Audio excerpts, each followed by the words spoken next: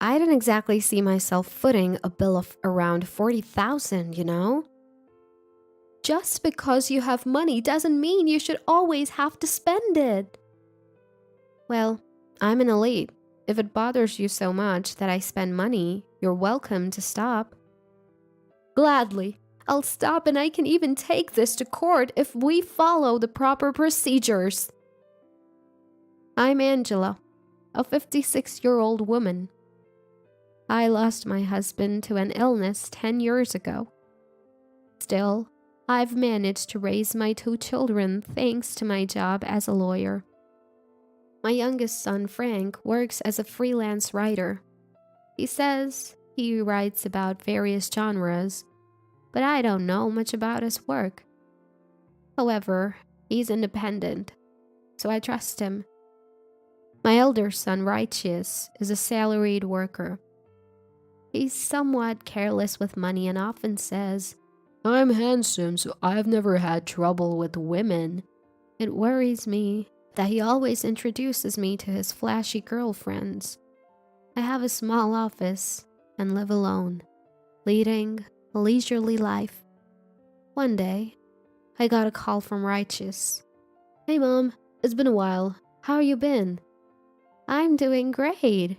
It's indeed been a long time. Are you doing well, Righteous?" "Yeah, I'm good. Can I come over for a talk soon?" "A talk? What about?" "Well, I'll be waiting for you on my day off." "Okay, I'll come over to your place then." I live alone in an apartment. It's close to my office and I find it more calming to be alone. Work keeps me busy, and sometimes I can't even keep up with housework. But knowing Righteous was visiting, I cleaned up with enthusiasm. Just when I finished cleaning and was taking a break, the doorbell rang. It was Righteous. "Come in. I just finished cleaning up. Do you keep your place tidy, Righteous?" "Yeah, Mom. I'm thinking about getting married." "Oh, congratulations. So you finally found someone you want to settle down with." "Righteous. You always go for the flamboyant girls. No offense. But I was worried. You didn't just choose her for her looks, did you? Are you sure about this?" "You thought that about me? That's harsh." Sorry. You mentioned you wanted to talk about something." "Yeah, my girlfriend is an only child, and she has always dreamed of a wedding. She wants to show her parents her bridal look, but her parents have chronic illnesses and can't work. Can you help us out with the wedding costs, Mom?" "What? Righteous. Haven't you been saving up?" "I've saved a little, but I need to think about our living expenses too, right? I'm a guy. I don't really care about the wedding ceremony that much." "Well, if that's the case, I guess it can't be helped." "Thanks, Mom. I'll make sure you get to see your grandchild. So please, spoil them, okay?" "Wait, a grandchild? Are you having a shotgun wedding?" "Sorry, nowadays we call it a joyful wedding." "Righteous, you've got it all backward." "Anyway, we need to go and greet her parents too." "Yeah, about that. She wants to have the wedding before she starts to show, so we've already booked the venue. And for that, we need money." "How much are we talking about?" $40,000. "I'm not sure about the average costs, but okay. More importantly, let's arrange a day to meet her parents." "Okay, got it." With that, Righteous left. I'm about to become a grandmother. Some of my friends are already grandmothers, and they tell me grandchildren are truly special. That's something I'm looking forward to a little. Am I already a doting grandma? The next day, I transferred the money to the wedding venue Righteous had told me about. A shotgun wedding might not be that unusual nowadays, but I can't help but worry about how it will be viewed by society. I spent the following days worrying. I wondered whether I, as the mother of the groom, should apologize, or perhaps I should meet her parents sooner rather than later. Then one day, the phone rang. It was my younger son, Frank. Mom, I heard Big Brother's getting married. Is that true? Yes, dear. We've even paid the venue deposit. Wait, the venue is already booked? Well, it's a shotgun wedding. Or do they call it a celebration marriage now? Call it whatever you want, but is Big Brother really ready for this? Ready for what? Well, he's always brought home flaky women. I told him the same thing, but apparently her parents have chronic illnesses and are unemployed, so Righteous asked me to provide the wedding funds. Isn't it strange that you're the only one footing the bill, even for a shotgun wedding? I guess that's why they call it a shotgun wedding. It makes the groom's family feel guilty. I think you're the one who feels that way these days, Mom. Frank said, laughing. But I did feel guilty. Am I the only one who feels this way? Well, I am a woman of the old era. After all, I laughed to myself, waiting for my older son to contact me. Then, finally, the phone rang. It was Righteous. I've been waiting for your call. When are we going to meet her parents? Sorry for the late response. She's been dealing with severe morning sickness. Really? Is she okay? Is she unable to eat, or does she keep eating? You surely know a lot about this, don't you, Mom? Well, of course. After all, I've raised both of you. I couldn't eat during my first pregnancy, and during the second one, I felt anxious unless I was constantly eating. I guess she's more of the can't eat type then. That must be hard. Is she getting enough nutrition? There's got to be something that she can eat. When I was pregnant, all I could keep down was canned oranges and then tomatoes. Now I can't stand either because I ate too much of them. So that's what it's like being pregnant, huh? It sounds tough. Sure is. That's why you need to take good care of her. Thanks, Mom. I'll get back to you once things have settled down. I forgot to tell him about the money I had spent on the wedding, but he seemed worried about his girlfriend's health, so I decided not to bring it up. It reminded me of the times when Righteous and Frank were little, and how I struggled to raise them. When they cried as infants, their cries were so powerful that I sometimes ended up crying myself. And when they started walking, I had to constantly keep an eye on them. Thankfully, my husband was a kind man who helped look after our sons. By the time he passed away, they were in high school and required less care. I remembered how gentle he was and wished he was still here. A few days later, Frank came to visit. Ding dong. Frank, what brings you here? It's unusual for you to visit. Well, there's something on my mind. What is it? You seem thinner. Are you eating enough? I'm fine, Mom. Work's just been busy. Anyway, about Big Bro. Is he really getting married? Why do you ask? Well, last time you mentioned that because his girlfriend's been sick from morning sickness. You haven't met her parents yet, right? So, it's the kind of morning sickness where you can't eat. It's so tough, morning sickness. Mom, why are you so casual about this? Huh? I saw Big Bro with a woman who looked like his girlfriend in the middle of my job. They were holding shopping bags and seemed to be having fun. The bags were from expensive brands. She didn't look like a pregnant woman at all. Really? What does that mean? Mom, you said you transferred the money for the venue, right? Are they really planning to have a wedding?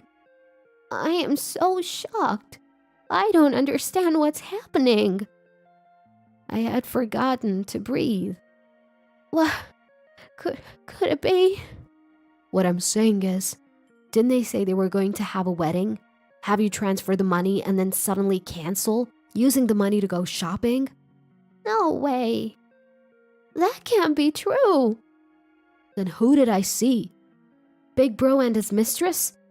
Was the person Frank saw really righteous? Wasn't it someone else? Got it. I'll look into it properly. For now, act like you didn't hear this story and don't talk about it with Big Bro. Okay, Frank, please. As a lawyer, I deal with everything from infidelity investigations to civil and occasionally criminal cases. But I never thought I'd be deceived by my own son. I'm probably looking as if there are blue lines on my face in a cartoon. I was so shocked. It couldn't be, could it? A few days later, I finally got a call from my eldest son, Righteous. Sorry, Mom, for being late. Are you free on my next day off? Yes, I'm fine. Then I want to introduce you to her parents. Could you come to XXX Hotel? Understood. I'm looking forward to meeting them.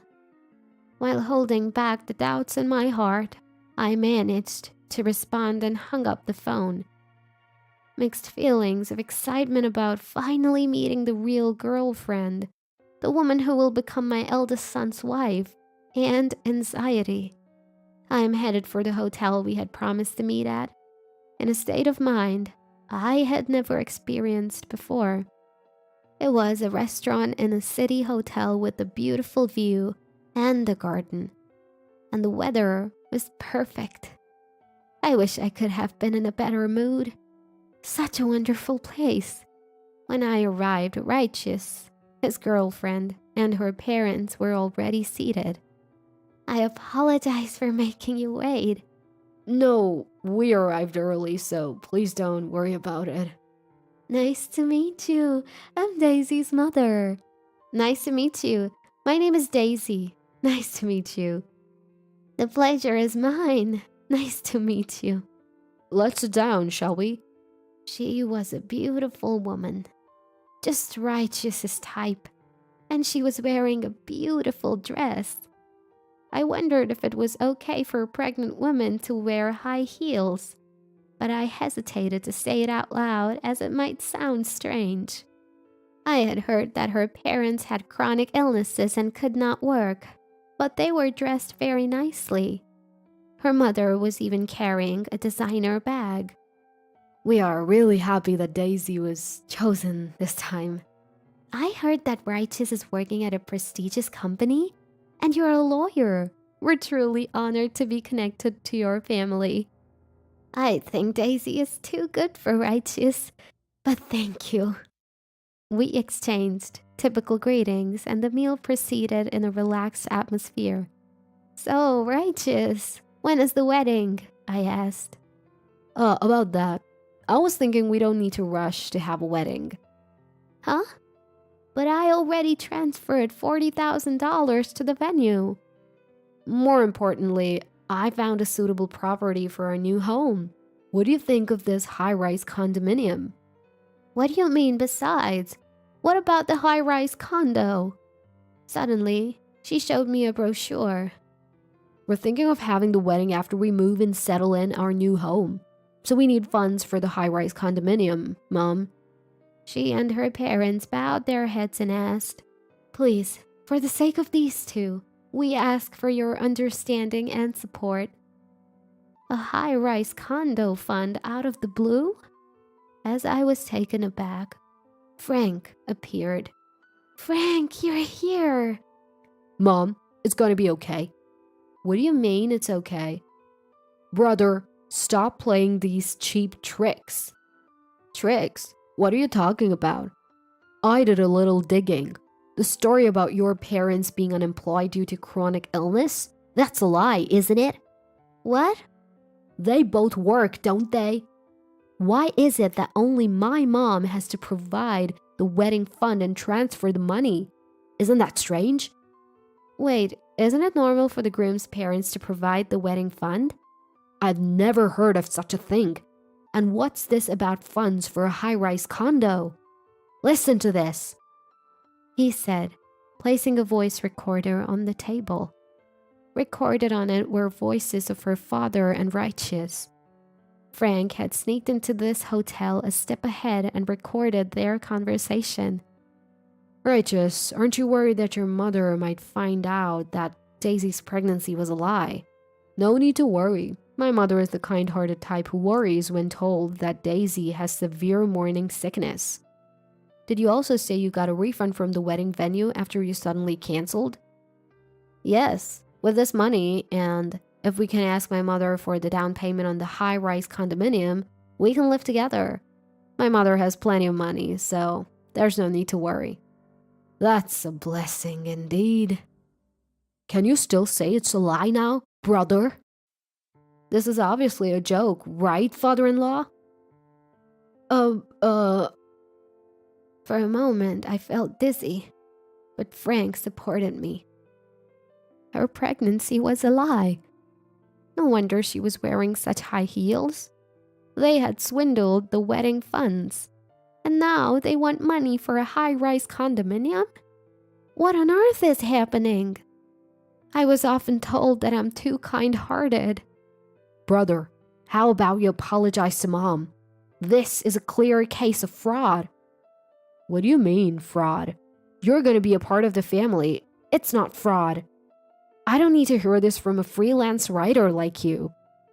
Unfortunately, while doing my writing job, I also attended school and passed the bar exam. I'm planning to help Mom in her office, so you don't have the right to talk back. When did you? I also heard about Frank passing the exam just the other day. I was very happy and felt reassured. So I realized I mustn't get discouraged over this. I'll give up on the $40,000 I paid to the wedding venue. Consider it settlement money. We don't remember being taken care of for a mere $40,000. What? Settlement money? Don't you want to see your grandchild? I don't want to see a grandchild from parents who deceive me to steal money.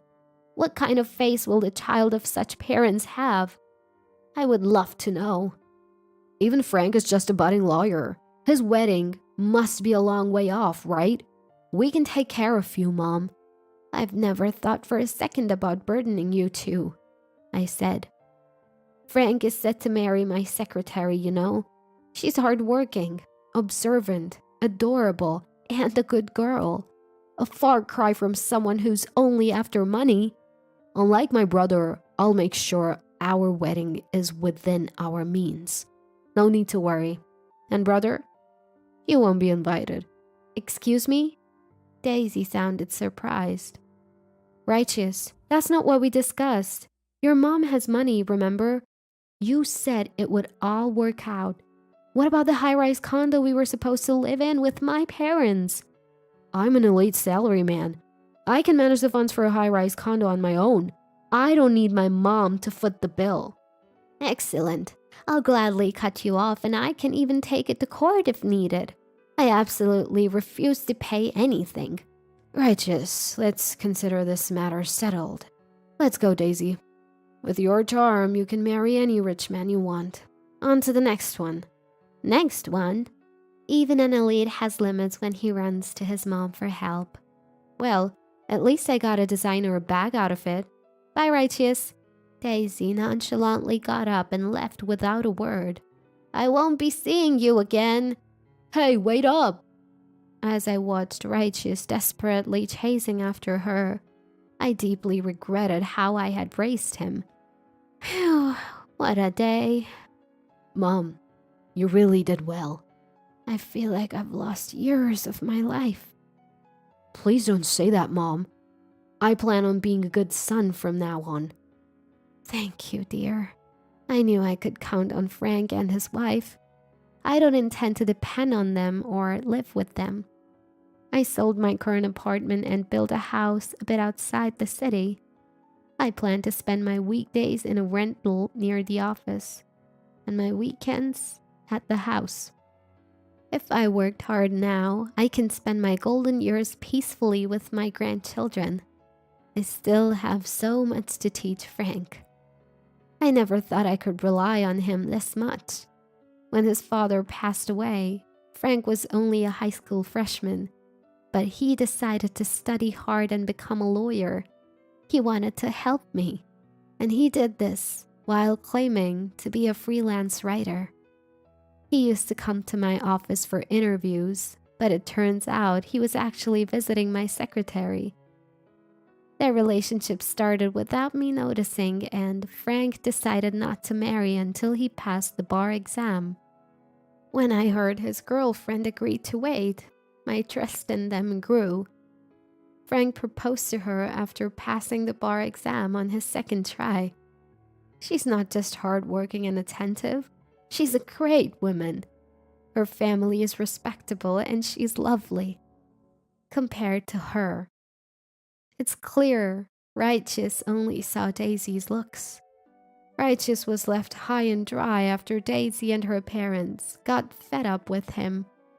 Daisy is good looking, but she had a terrible reputation at the company where she and Righteous were dating. She's notorious for transforming in front of rich men.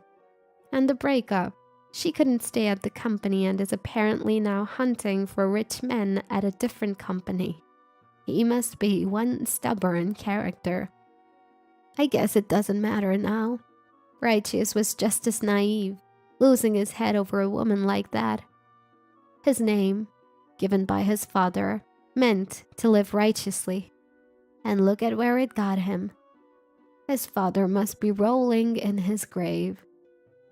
After being rejected by the unfaithful Righteous, he also resigned as rumors went around the office. Now, he's set to be job hunting. In this day and age, he can't seem to find work. Apparently, he came to the apartment where I used to live, shouting like a beggar. But a neighbor reported him and the police gave him quite the scolding. Of course, there's no way I'm telling Righteous where I live in the suburbs. He wouldn't know how to find out either. I hope he has a change of heart. He's a good kid at his core, but he was led astray by people like Daisy and her parents. No, perhaps I'm the one who failed in parenting. Parenting is hard. Well, if he does change and finds a truly good person, I'll tell him where this place is.